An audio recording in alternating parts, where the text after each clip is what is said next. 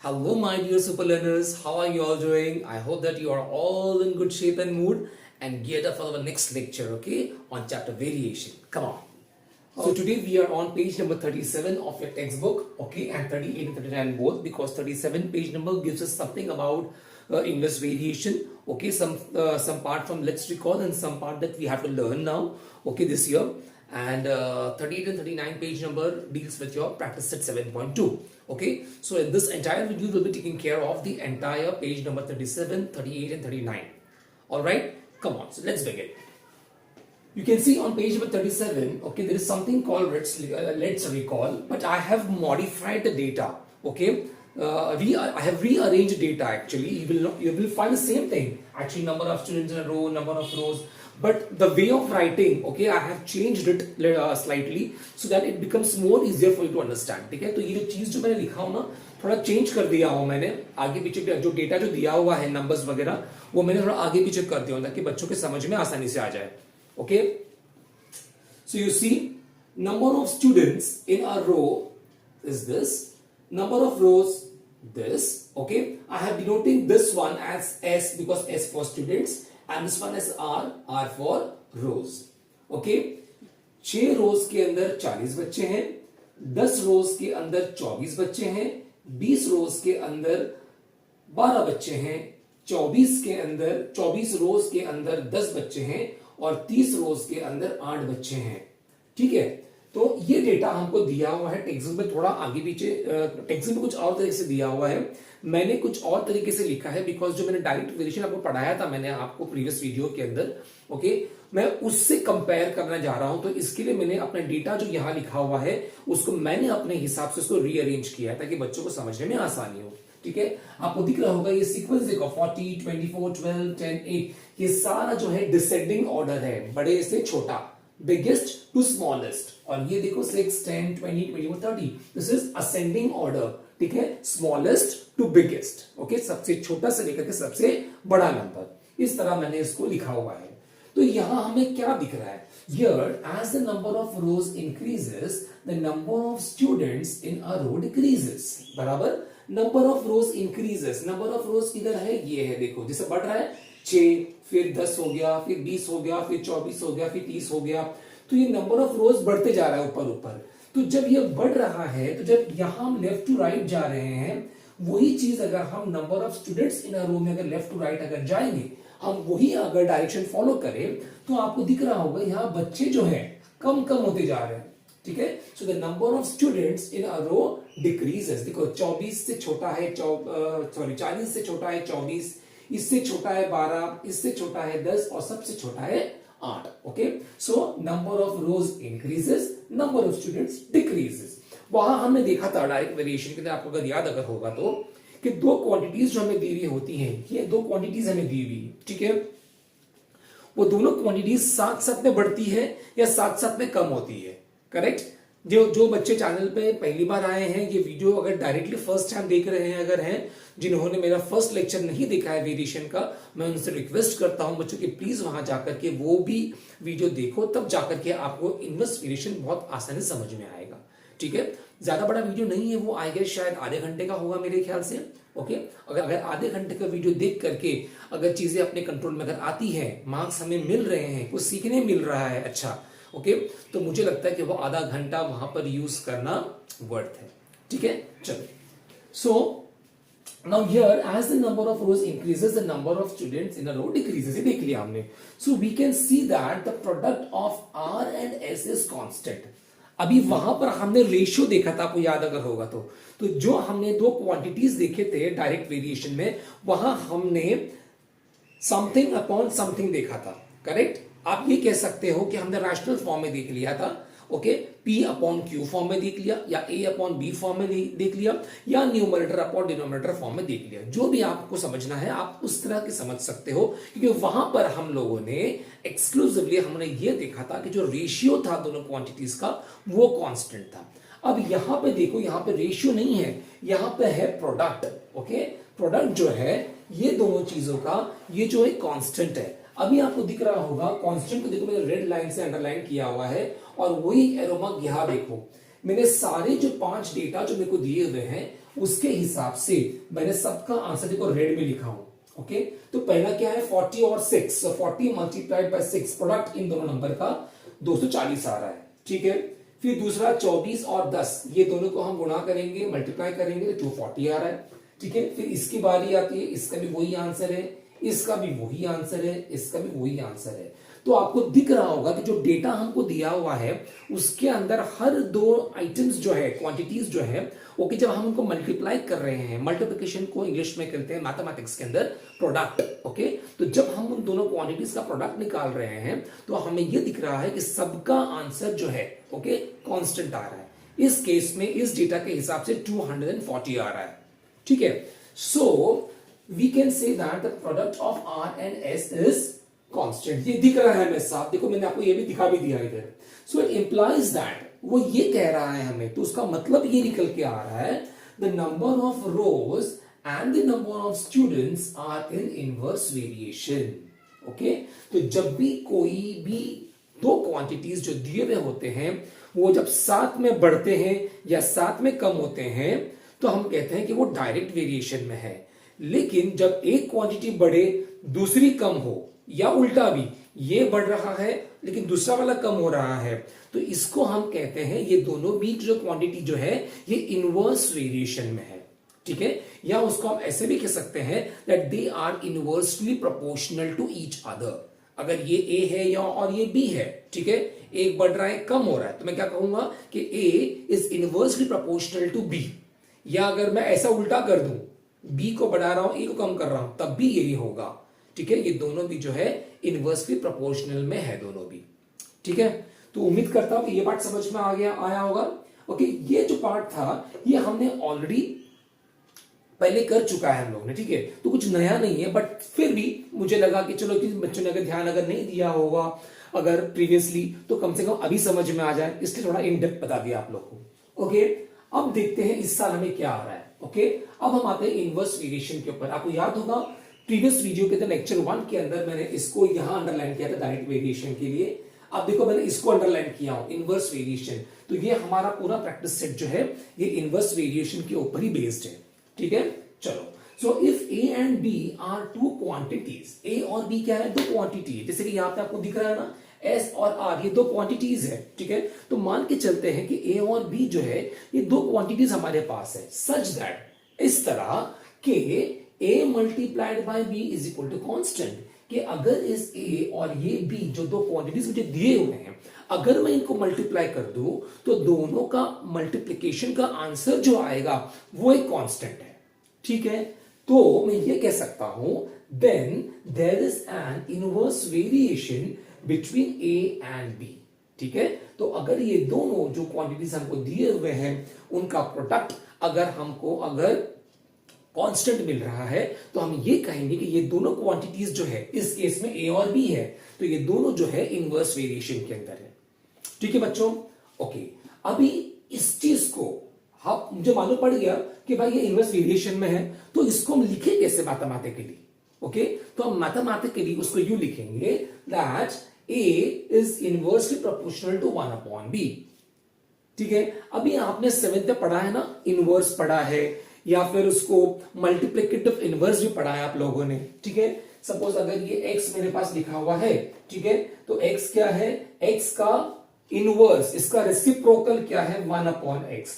इसको आप इनवर्स बोल लो या रेसिप्रोकल बोल लो या आप उसको मल्टीप्लिकेटिव इनवर्स बोलो, अलग अलग नामों से उसको पुकारा जाता है। ठीक है, अगर मेरे पास सपोज d है तो d का इनवर्स क्या हो जाएगा 1/d। ठीक है, तो उसी तरह अभी यहां पे मेरे पास b है और a है, बराबर ना, तो मैं कह रहा हूं कि a is inversely proportional to b, तो इनवर्स में सामने की तरफ b है तो b का इनवर्स हो जाएगा 1/, जैसे x का हो गया 1/x, d का हो गया 1/d। आप कौन सा भी वेरिएबल ले सकते हो। ठीक है, तो उसके हिसाब से ये मेरा बनता है 1/b। ठीक है, ये अल्फा की साइन वही है जो हम लोगों ने डायरेक्ट वेरिएशन में यूज किया था। ठीक है, क्योंकि प्रोपोर्शन बताने के लिए, वेरिएशन बताने के लिए हम जो है ये वाला साइन यूज करते हैं, ये वाला सिंबल जो एक ग्रीक लेटर है बेसिकली। ओके, तो हम लिखेंगे a is inverse proportional to 1/, B. अगर कोई बच्चा ये कहे कि सर मैं ये लिखना चाहता हूं कि B is inversely proportional to A, मान के चलते हैं कोई बच्चा कहता है कि मुझे ऐसा लिखना है कि B is inversely proportional to A, तब भी ठीक है, एक ही मतलब है। ओके, तो आपको आंसर तो वैसे ही आएगा। ठीक है, चलो, so now if A is inversely proportional to B, ये वाला लिखा हूं मैंने, अगर ये कंडीशन मेरे को सामने अगर है as per the data given to me, ठीक है, जो डेटा हमको दिया हुआ है उसके हिसाब से, जो इन्फॉर्मेशन हमको दिया हुआ है उसके हिसाब से ये मालूम पड़ रहा है कि भाई ये दोनों तो इनवर्स प्रोपोर्शन में है, तो हम क्या करते हैं, आपको याद होगा from lecture 1 of this chapter, okay, कि जब भी हम इनवर्स की साइन निकालते हैं हम इज इक्वल टू का इस्तेमाल करते हैं, और इज इक्वल टू के बाद वाला जो भी क्वांटिटी हमारे पास होगी, ओके, उसके अंदर हम के को मल्टीप्लाई करते हैं, बराबर। हम इधर भी वही करने वाले हैं। देखो ए तो वैसे ही है, ये साइन निकल गई, इज इक्वल टू की साइन आई, तो इसके बाद वाला जो भी क्वांटिटी होगा उसके अंदर हम के को मल्टीप्लाई कर देंगे। सो के मल्टीप्लाइड बाय 1 अपॉन बी, और के क्या है हमारा, के is a constant of variation. ठीक है, so hence I can say that a is equal to k into 1 is k upon b, तो a is equal to k upon b आ गया। या मैं इसको ये भी कह सकता हूं कि a into b, अगर इसको मल्टीप्लाई कर दूं, बराबर, अगर b को मैं इस तरफ लेकर अगर आऊं तो डिवीजन से साइड चेंज करेगा तो मोड चेंज हो गया उसका, तो डिवीजन से अब वो मल्टीप्लिकेशन के मोड में आ गया है। तो b जब मल्टीप्लिकेशन के मोड में आ गया तो मेरा बन जाएगा a into b is ab is equal to k, बराबर। So therefore AB is equal to K। अब ये जो मुझे मिला is the equation of inverse variation। ठीक है, alright, so I hope that सबके समझ में आ गया होगा ये। ठीक है, तो अब जो इतना समझने के बाद हम जो है बढ़ते हैं प्रैक्टिस सेट 7.2 की तरफ। ओके,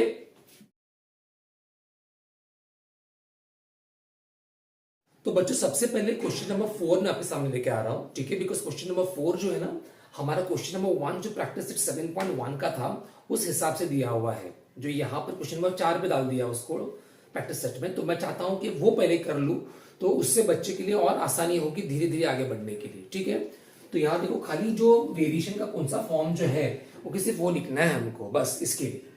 सो क्वेश्चन नंबर 4 ये बोल रहा है, right the following statements using symbol of variation. पहला क्वेश्चन है, द वेवलेंथ ऑफ साउंड जो L में दिया हुआ है आपको, एंड इट्स फ्रीक्वेंसी जो स्मॉल f में दिया हुआ है, आर इन इनवर्स वेरिएशन। तो साउंड का वेवलेंथ और उसकी फ्रीक्वेंसी ये दोनों भी क्या है, ये इनवर्स वेरिएशन में है। ठीक है, वेवलेंथ के लिए हमको L दिया हुआ है, फ्रीक्वेंसी के लिए हमको f दिया हुआ है, और दोनों के अंदर रिलेशन क्या है, इनवर्स का है। So we will write L is proportional to 1 upon f, या फिर L is inversely proportional to f। Okay, ऐसा आएगा। ऑलराइट, चलो सेकंड क्वेश्चन है, the intensity capital I of light varies inversely with the square of the distance small d of a screen from the lamp। Okay, तो light की intensity है। Okay, अब ये word तो कुछ नया नहीं है हमारे लिए, ठीक है, साइंस से आया हुआ वर्ड है वो, उसकी पावर कितनी है, उसकी ल्यूमेंस कितनी है, ठीक है, ये सारी चीजें हम साइंस में करते हैं। ओके, तो वहां से आया हुआ है। तो इंटेंसिटी जो लाइट की है, जो कैपिटल आई से हमको डिनोट करना है, okay, as per the question, this varies inversely with the square of the distance D. Okay, देखो ये वहां पे ऐड एक एक्स्ट्रा चीज ऐड की हुई है यहाँ पे। ओके, तो इसको भूलने का नहीं। और ये क्या है, डिस्टेंस स्मॉल डी दिया हुआ है। Okay, so capital I proportional to inverse variation है, so 1 upon square of the distance d, so d और उसका square बोल रहा है, so I is proportional to 1 upon d square। ठीक है, तो इतना सिंपल था ये, इसलिए मैंने क्वेश्चन नंबर 4 पहले ही कर लिया, ताकि अभी यही चीज को हमको हर क्वेश्चन में आगे यूज करना है। ऑफिस स्पेस जो अवेलेबल है मेरे पास बोर्ड के ऊपर, उसके हिसाब से मुझे लगा कि ये वाला क्वेश्चन थोड़ा इजी भी है और फिट भी हो जाएगा इतने पार्ट में, इसलिए क्वेश्चन नंबर 6 पहले आ रहा है। ठीक है, यहां पे क्वेश्चन कह रहा है हमें that x varies inversely as y when x is equal to 15, y is equal to 10। if x is equal to 20, then what is the value of y। ठीक है, पहले क्या बोल रहा है, x varies inversely as y, तो इतना part जो है ना, ओके, हम पहले इसको लिख लेते हैं। तो क्या है, x is inversely proportional to y। Okay, तो x अल्फा 1 अपॉन y आ जाएगा, ये हमको गिवन है। ठीक है, अब हम अल्फा के साइन निकाल रहे हैं, तो क्या करेंगे, इज इक्वल टू आएगा और बाजू वाला उस इज इक्वल टू के बाद जो दूसरे साइड के ऊपर जो भी क्वांटिटी हमको दी हुई है, यहां पर हमारी y क्वांटिटी है नेक्स्ट साइड में, नेक्स्ट ऑपोजिट साइड पे उस तरफ, ठीक है, तो उसको हम k से मल्टीप्लाई कर देंगे, ठीक है। So x is equal to k into 1/y। अब ये k क्या है, k इज अ कांस्टेंट, या फिर आप लिख सकते हो k is a constant of variation. Alright, so therefore x is equal to k into 1 is k upon y, और इसको मैं ऐसा भी लिख सकता हूं x into y is equal to k। अब ये जो है x y is equal to k is my equation of variation, ठीक है। अब यहां पर जो इक्वेशन ऑफ वेरिएशन है, यहां पर कभी भी जब हम यहां तक पहुंचते हैं, after removing the proportional sign, okay, after removing the variation sign, हमें कभी भी k की वैल्यू मिलती नहीं है, हमें इक्वेशन ऑफ वेरिएशन इस फॉर्म में मिलता है, ठीक है। अब हमारा नेक्स्ट चैलेंज ये होता है कि जो भी हमको डेटा दिया हुआ है, ठीक है, उसका हम इस्तेमाल करके हम कांस्टेंट ऑफ वेरिएशन जो k है उसकी वैल्यू निकालेंगे, ठीक है। फिर उसके बाद एक नया इक्वेशन हमारे सामने आएगा जिसपे कांस्टेंट ऑफ वेरिएशन की वैल्यू होगी, और फिर हम वो इक्वेशन यूज करेंगे बाकी चीजें फाइंड करने के लिए, ठीक है। ये हमने वीडियो नंबर 1 में भी देखा हुआ इस चैप्टर के। चलो, तो अब मुझे आगे बोल रहा है data that when x is equal to 15, y is equal to 10, जो मैंने यहां लिखा है, it's given to me. Now substituting the values of x and y, ये वाले x and y in equation of variation, इस equation के अंदर we get what? तो equation of variation क्या है, मैंने यहां दोबारा लिखा हूं, xy is equal to k, therefore k is equal to xy, x 15 है multiplied by y 10 है, तो आ गया 150, so k की वैल्यू आ गई 150, और ये k क्या है हमारा, कांस्टेंट ऑफ वेरिएशन। जैसे ही हमें कांस्टेंट ऑफ वेरिएशन की वैल्यू मिल जाएगी, तो therefore the equation of variation becomes xy is equal to 150, बराबर। देखो xy is equal to k था ना इक्वेशन ऑफ वेरिएशन, तो xy तो वैसे ही रहेगा is equal to k, लेकिन k की वैल्यू 150 आ गई है, तो ये बन गया हमारा इक्वेशन ऑफ वेरिएशन। अब यहां तक आने के बाद हमको आगे जो भी और जितना भी फाइंड करने का अगर होगा, तो हम हर मर्तबा हम ये वाला ही इक्वेशन ऑफ वेरिएशन का यूज करेंगे, ठीक है। चलो, तो इसमें क्या बोल रहा है, if x is equal to 20 then y is equal to how much? So now when x is 20, y is equal to question mark, देखते कितना आता है। Substituting x equal to 20 in equation of variation we get, अब equation of variation कौन सा use करने वाले हैं हम, ये वाला, बराबर। So xy, because xy is equal to 150, okay, therefore x की वैल्यू 20 मेरे को दी हुई है, multiplied by y is equal to 150, therefore y is equal to what, 150 तो उस तरफ ही है, 20 मल्टीप्लिकेशन के मोड में है, साइड चेंज हो गया, डिवीजन में आ गया। अब ये 0 और ये 0 कैंसिल हो गया, 2 ones are 2, 2 into 7.5 is 15, okay, 7.5 क्या है, 15 का आधा है, बराबर, तो आंसर आ गया 7.5, therefore y is equal to 7.5, ये हमारा फाइनल आंसर है, ठीक है। तो देखो कितना सिंपल था ये, ऑलराइट। सो उम्मीद करता हूं कि क्वेश्चन नंबर 4 तो बहुत ही एकदम बचकाना सा क्वेश्चन था, आ ही गया होगा डेफिनेटली आप लोग को। क्वेश्चन नंबर 6 जो आपके सामने है, ये भी अच्छी तरह से समझ में आ गया होगा, ठीक है बच्चों। अब आगे बढ़ते हैं।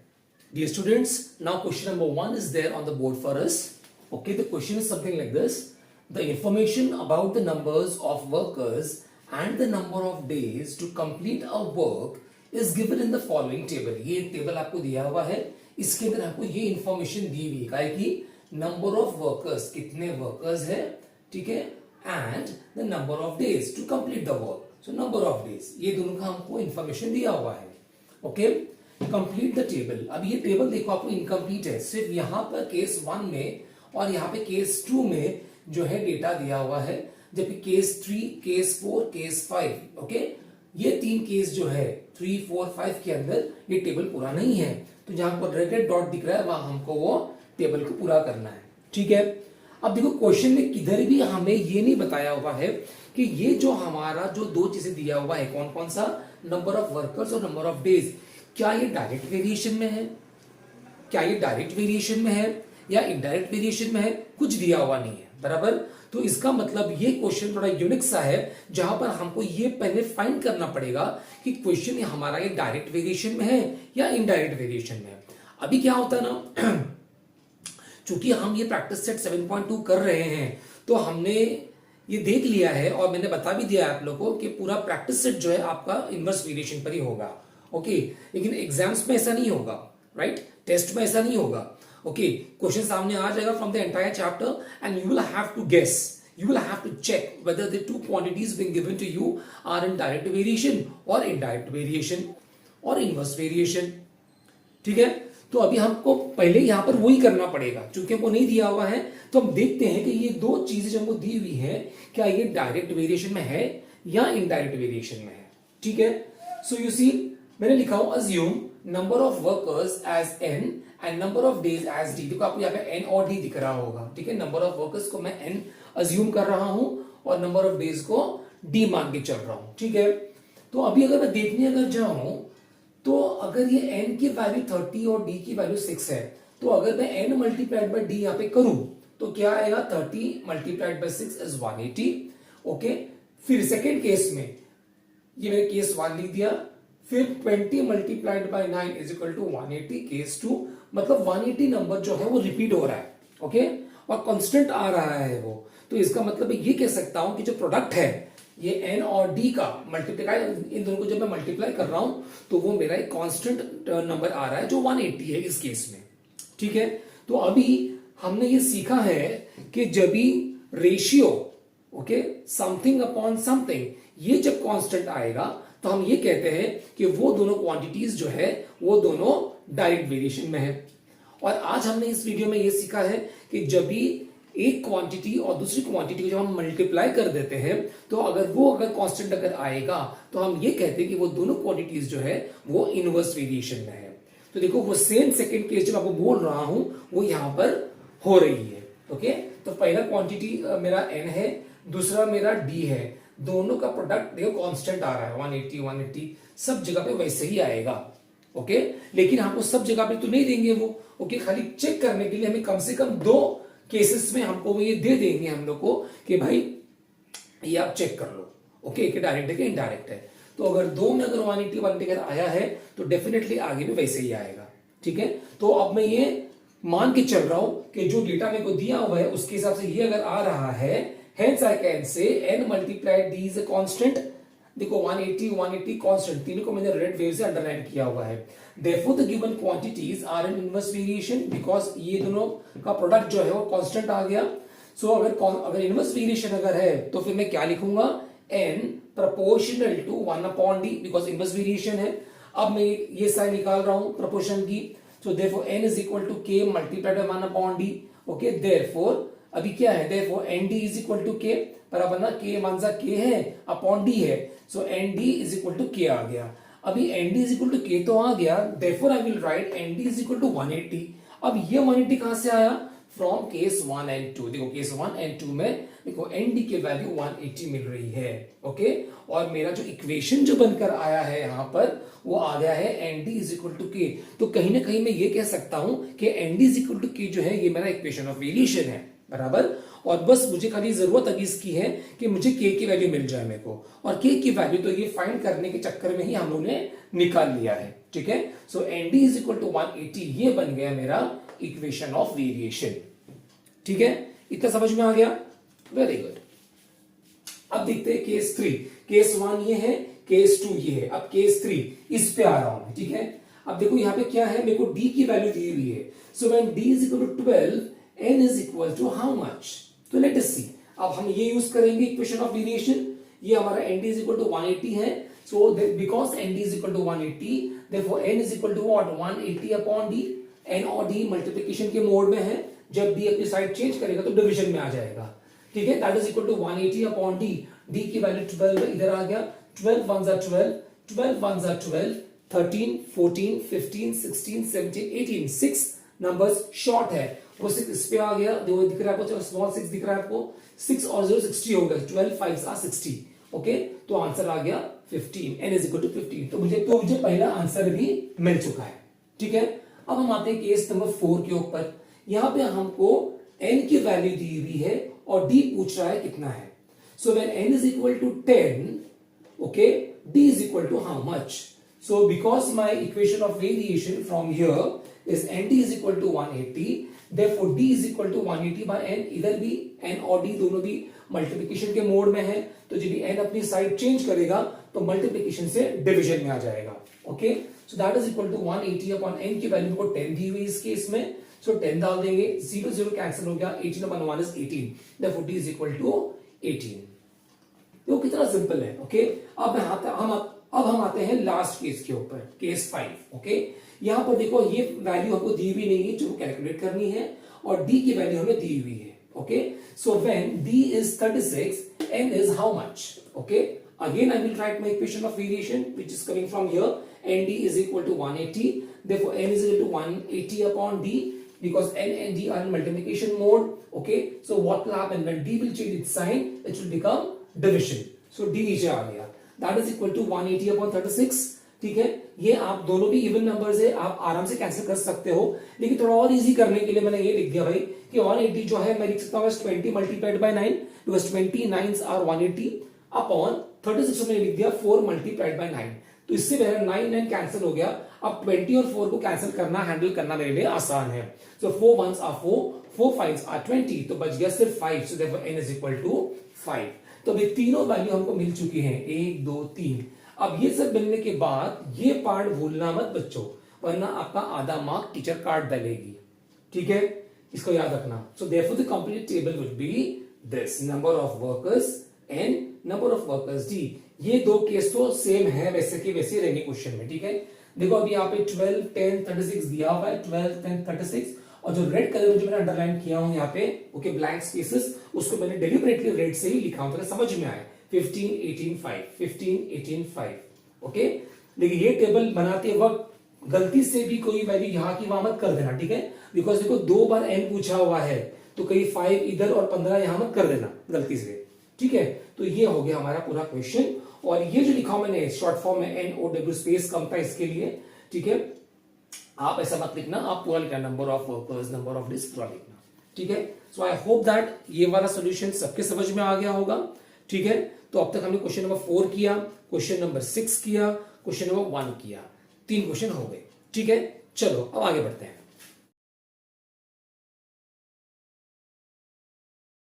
So dear children, now you can see question number 2 on the board. Okay, the question is something like this: find the constant of variation and write the equation of variation for each of the examples given below. So you can see there are 4 sub questions. All right, so for each sub question or for each example we are expected to write the constant of variation, that is the value of k की value कितनी आती है वो लिखना पड़ेगा हमको, और equation of variation भी पूछ रहा है। ठीक है, सो इक्वेशन ऑफ वेरिएशन भी निकालना होगा के निकालने के बाद। ओके, चलो, तो पहला क्या है, P is inversely proportional to Q। Okay, और P and Q are inverse variation, ऐसे ही बोल सकते हैं आप। If P is 15 then Q is 4। Okay, ये हमको रिलेशन दिया हुआ है P और Q के बीच में, और ये बोल रहा है हमको कि P की वैल्यू जब 15 होगी तब Q की वैल्यू 4 होगी।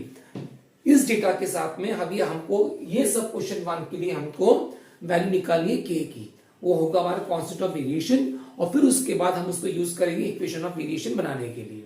ठीक है, चलो, so this is given to us, ये दिया हुआ है हमको, P is proportional to 1 upon Q, देखो P is equal to K into 1 upon Q। अब ये K कहां से आया, इज इक्वल टू कहां से आया, अब ये सब पता है आप लोग को। ठीक है, तो अभी ये ऑलमोस्ट ये चौथा या पांचवा क्वेश्चन मैं कर रहा हूं अभी, तो कुछ टेंशन नहीं है, भी आपको आता होगा डेफिनेटली।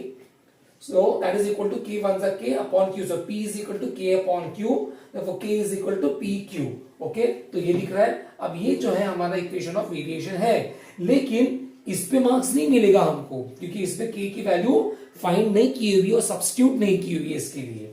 सो अब हमको जो डेटा हमको दिया है, P is 15, Q is 4, so substituting P is equal to 15 and Q is equal to 4 in the equation of variation we get what? तो क्या इक्वेशन मिला हमको, PQ is equal to K, so PQ is equal to K, therefore 15 into 4, P की value है 15 multiplied by Q की value है 4 is equal to K, so 15 4s are 60, therefore K is equal to 60। तो K क्या है हमारा, constant of variation है, बराबर। तो हमको कांस्टेंट ऑफ वेरिएशन की वैल्यू ये मिल गई। अब इसी इक्वेशन के अंदर हम K की वैल्यू डाल देंगे तो हमारा इक्वेशन ऑफ वेरिएशन तैयार हो जाएगा। सो PQ is equal to 60 is the equation of variation। Easy है ना बच्चों। चलो नंबर 2 पे क्या है, z is proportional to 1 upon w और z is an inverse variation with w. So when z is 2.5 then w is 24. अब इसका इधर दिख रहा है आपको solution. Okay, so z is inversely proportional to w. So z is equal to k into 1 upon w. ये sign निकल जाएगा तो is equal to आएगा, और इसके बाद वाला जो फ्रैक्शन होगा या क्वांटिटी जो भी होगी दी हुई वो k से मल्टीप्लाई हो जाएगी। सो k multiplied by 1 upon w, that is equal to k one सा k upon w, so k is equal to zw। तो देखो zw is equal to k, ये हमारा इक्वेशन ऑफ वेरिएशन है। लेकिन यहां पर अगर हम क्वेश्चन को छोड़ देंगे तो सब मार्क्स पूरे नहीं मिलेंगे। ओके, क्योंकि k की वैल्यू वहां पे सब्स्टिट्यूट नहीं की हुई फाइंड करके।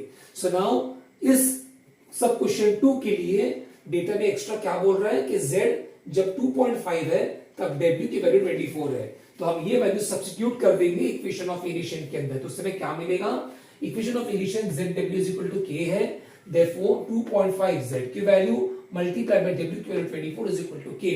इनको आप मल्टीप्लाई करोगे आपको 60 मिलेगा। ठीक है, तो k क्या है, कांस्टेंट ऑफ वेरिएशन है, तो इसकी वैल्यू मिल गई। अब उसकी हेल्प से हम बनाएंगे equation of variation, right. So therefore zw is equal to 60 is the equation of variation. Okay, अभी थर्ड क्वेश्चन में क्या है, s proportional to 1 upon t square, if s is equal to 4 then t is equal to 5। इसका workout यहां पर है।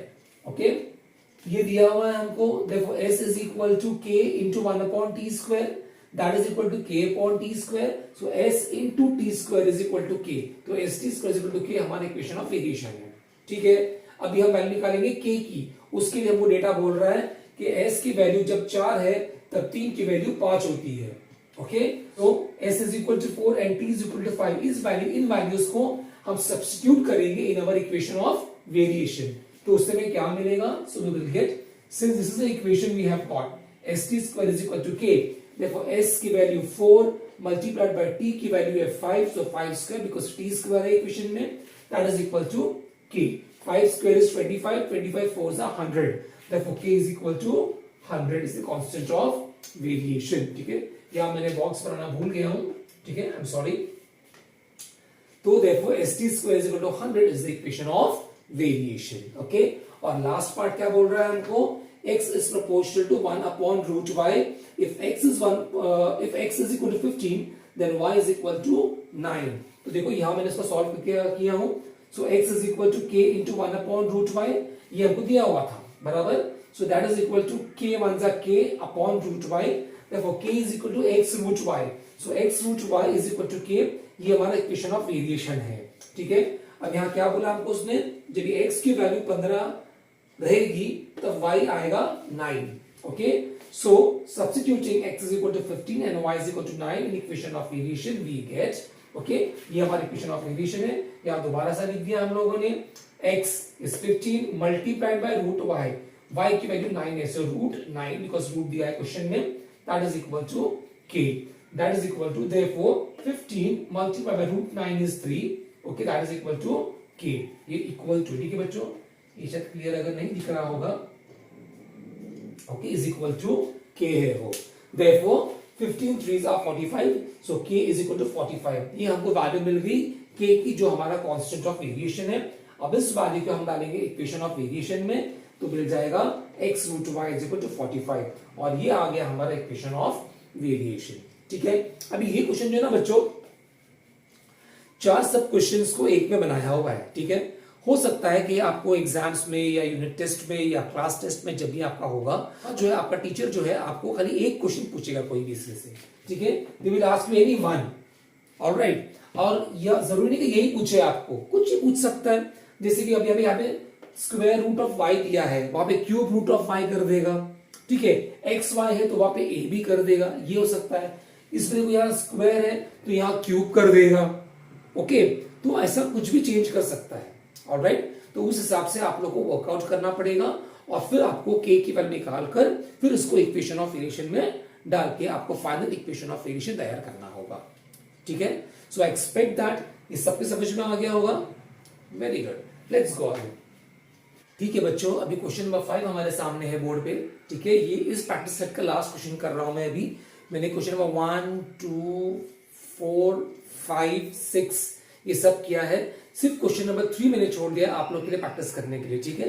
उधर ही practice 7.1 में मैंने एक क्वेश्चन छोड़ा था आप लोग के लिए, ओके। इधर भी एक क्वेश्चन में आपके लिए छोड़ रहा हूं, ठीक है। तो उसको प्लीज प्रैक्टिस करना, नहीं अगर आएगा तो मुझे प्लीज कमेंट करना, मैं उसका भी वीडियो बना के अपलोड कर दूंगा, ठीक है। चलो, तो क्वेश्चन नंबर 5 है, if x is proportional to 1 upon root y and when x is equal to 40 y is equal to 16। ये तो डेटा को दिया हुआ है, ठीक है। डेटा का पहला पार्ट ये है, सेकेंड पार्ट डेटा का ये है, थर्ड थिंग आपको ये बोल रहा है कि अगर x 10 अगर हो जाएगा तो उस वक्त y की वैल्यू कितनी आएगी, ठीक है। चलो देखते हैं, ये हमको दिया हुआ है x is proportional to 1 upon root y, correct, okay. Therefore x is equal to, ये साइन निकल जाएगी तो इज इक्वल टू आ जाएगा, और इस साइन के बाद वाला जो हमारे पास क्वांटिटी होगी वो k से मल्टीप्लाई हो जाएगी, ये हमें पहले लिख चुका है, ठीक है। So therefore x is equal to k into 1 upon root y where k is the constant of variation, ये तो हमें गिवन था, okay। So x is equal to k 1 सा k upon root y, so x is equal to k root y, now cross multiply हो जाएगा ये, so x root y is equal to k, right। अब ये x root y is equal to k जो है ये हमारा equation of variation बन के आ रहा है। ये हमारा equation of variation full fledge नहीं हो गया है जब तक हमारे पास k की वैल्यू नहीं आएगी कांस्टेंट ऑफ वेरिएशन की, और जब हम उसको सब्स्टिट्यूट करेंगे इसमें, ओके, तब वो जाकर के हमारा एक्चुअल इक्वेशन ऑफ वेरिएशन बन जाएगा, ठीक है। चलो, now we know that when x is equal to 40 y is 16, it's given to us, see it's given to us, okay। Therefore now we'll substitute these values as 40 and 16 in this equation, okay। So 40 multiplied by root y 16 है is equal to k, so 40 into root 16 4 है, okay, because 4 square 16 है, okay, that is equal to k। therefore k क्या है, 40 into 4 आप करोगे तो 160 आएगा। तो ये जो वैल्यू हमको आई k is equal to 160, ये हमारी कांस्टेंट ऑफ वेरिएशन की वैल्यू आ गई, ठीक है बच्चों।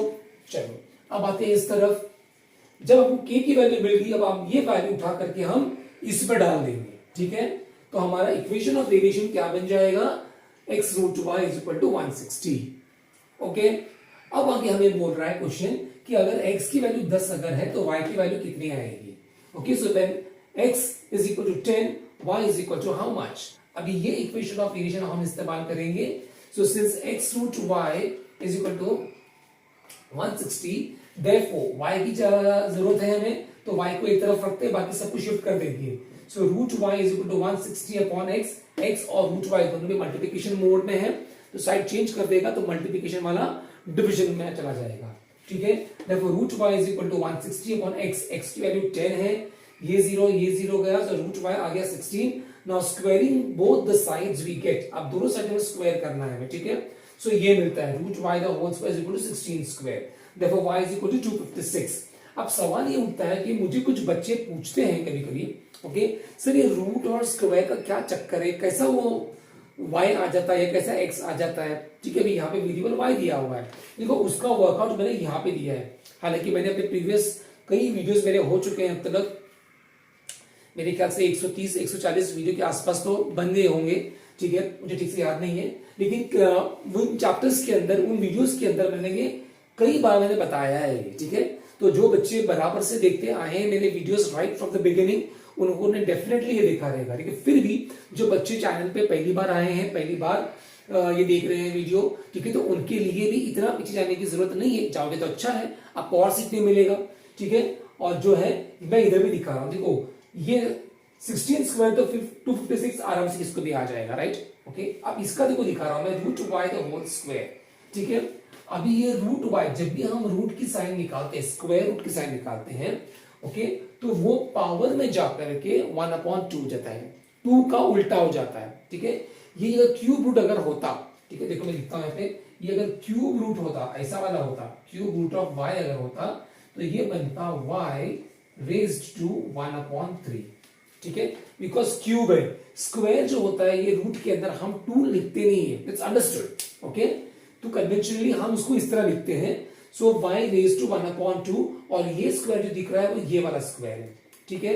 अभी देखो हमने एक रूल किया था, लॉज ऑफ इंडाइसिस में हमने पढ़ा था एक लॉ, कि if a raised to m the whole raised to n, okay, कोई एक ऐसा नंबर हमारे पास है कि उसका एक पावर है या इंडेक्स बोल लो, और उसका भी ऊपर एक मेन इंडेक्स है जो n दिख रहा है, तो हम क्या करेंगे, तो हमारा ये नंबर जो है बेस वाला, ये दोनों पावर्स जो है, ओके, ये दोनों भी जो मल्टीप्लाई हो जाएंगे, okay, a raise to n the whole raise to n is equal to a raise to m into n।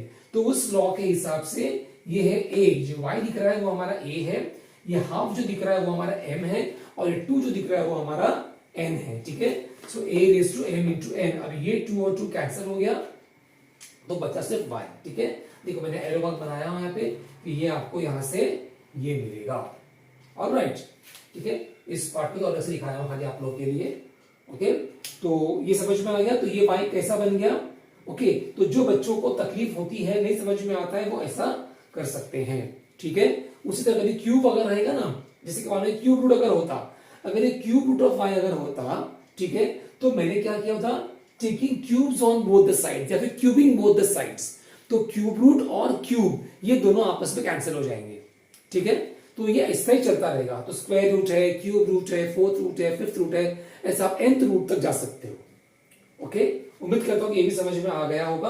अगर ये समझ में नहीं आया है तो वीडियो पॉज करो, दोबारा देखो, फिर भी समझ में अगर नहीं आ रहा तो मुझे बताना, तो फिर मैं नेक्स्ट एक ऐसा खास अलग से वीडियो बनाऊंगा जहां मैं स्क्वायर रूट का, क्यूब रूट का, फोर्थ रूट का, फिफ्थ रूट का, अप टू nth रूट तक, ओके, ये मैं एक छोटा सा वीडियो बनाऊंगा 5-10 मिनट का, और वो भी अपलोड कर दूंगा आप लोग के लिए, ठीक है, ताकि जिन बच्चों को कंफ्यूजन अभी भी अगर है तो उन लोगों को और भी क्लियर हो जाएगा, ठीक है। तो आप टेंशन मत लो, खाली बस इंटरेस्ट दिखाओ पढ़ने का, ठीक है। जो भी आपको एक्सपेक्टेशंस हैं कि सर ये भी करो, सर वो भी करो, मैं पूरी कोशिश करूंगा कि वो आप तक डिलीवर करूं, ठीक है।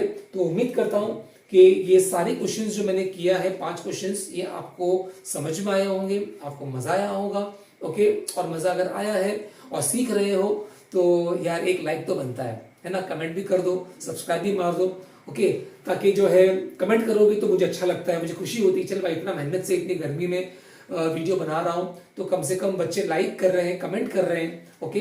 कल एक बच्चे ने मुझे बताया, एक कमेंट मेरे को आया इसके फर्स्ट वीडियो के अंदर कि सर वॉइस क्वालिटी सर अच्छी नहीं आ रही है, क्योंकि कल मैं एक माइक यूज कर रहा था वो बराबर नहीं था, तो इसके लिए आज मैंने वो माइक का इस्तेमाल नहीं किया है। आई होप दैट सबको मेरी आवाज क्लियरली आ रही होगी इस वीडियो के अंदर, लेकिन बहुत जल्द एक माइक का भी बंदोबस्त कर लूंगा, और फिर उम्मीद करता हूं कि आने वाले दिनों में इंशाल्लाह वो आवाज जो है उसकी क्लैरिटी जो होगी और अच्छी होगी, ठीक है।